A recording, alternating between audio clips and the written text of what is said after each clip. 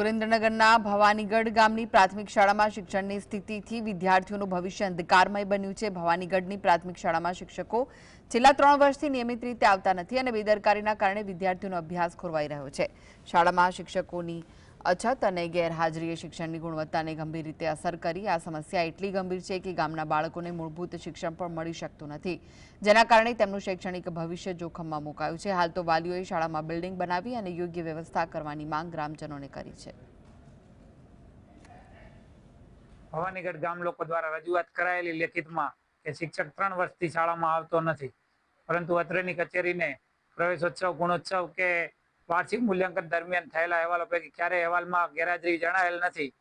પરિણામે ગામ લોકોની જે રજૂઆત હતી એના અન્વયે તપાસ કરતા ઈઆઈ શ્રી બારોટ દ્વારા તપાસ કરવામાં આવી અને તારીખ 22ના રોજ એનો અહેવાલ જ્યારે સંપર્ક કરવામાં આવ્યો ત્યારે અહેવાલના વાંચનના આધારે શિક્ષકની તત્કાલ ધોરણે બદલી કરી અને તેનો હાલ પૂરતો પગાર સ્થગિત કરી દેવામાં આવ્યો છે।